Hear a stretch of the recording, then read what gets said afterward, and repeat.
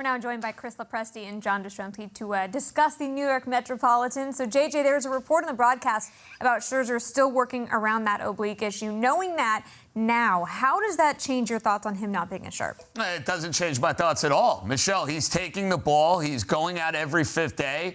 No excuses. Bottom line, you got to be better. And I know Buck Showalter just said a few minutes ago he's okay with that start from Max. I'm not. That's not good enough. The Mets are trying to win a division. They have their two aces on the mound each of the last 2 days. Jacob deGrom did not answer the bell 24 hours ago. And I got Max Scherzer with 2 leads in this ball game, and he flushes them right down the toilet. We get it. The Mets don't have the same sort of firepower as the Atlanta Braves, but the hope was, CeeLo, going into this series that you have this overwhelming edge within your starting pitching. The 2 aces, let's call it what it is. And I know Max has been a beast and he's been a baller all year. He was not up to my standard.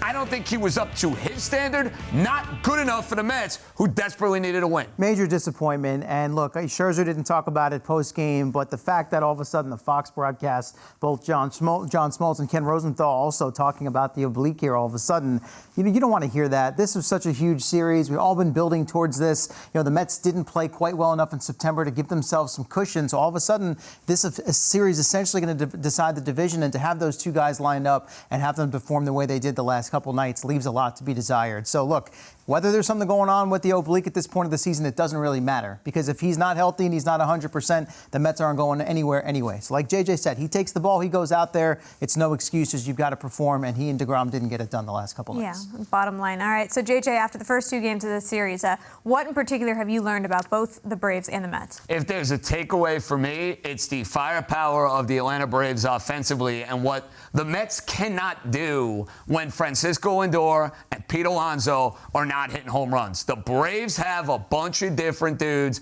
who can go and wreck a game, whether it's Olsen or Swanson or Acuna or Austin Riley. Yes, they're a team that swings and misses a ton, but they have those game wreckers within the lineup. Mets had a bunch of singles today, but they couldn't get the big hit. They couldn't have the difference-making hit.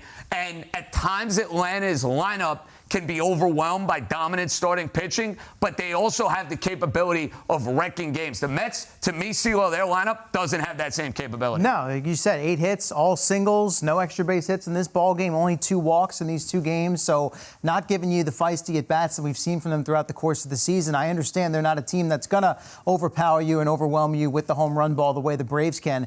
Sometimes those home run hitting teams fall into, once you get into later in the season, postseason play, better pitching, that stuff starts to dry up a little bit. We didn't see that the last 2 nights against arguably 2 of the best pitchers in the game. So the Braves are reinforcing everything. Forget last year when they won the World Series. Everything we've seen from them pretty much since the end of May when they caught fire. They have played at a ridiculous pace over the course of the last few months. And now we got a couple games to go. And all of a sudden, they've got a full 1-game lead for the first time all year. Yeah, timing is absolutely everything. So looking ahead to the series finale, they have Bassitt on the mound against Charlie Morton. Chris, what is your confidence level that the Mets will at least pull out 1 win? Well, my confidence level in Chris Bassitt is high. I have a lot of faith in him based on the way he's performed all season. Bulldog mentality. Really, he was kind of the guy that I thought set the tone and the mentality for the team going back to the very first season of the year against the Nationals. That at bat with Juan Soto. I don't back down from anybody. We're not gonna back down from anybody. But Scherzer has that too. He does, but all of a sudden we hear about the oblique stuff a little bit. Look, it's not to say that Bassitt's gonna go out there and throw a no-hitter or anything like that. I think he'll give a good performance. The problem is my confidence level in the Met offense right now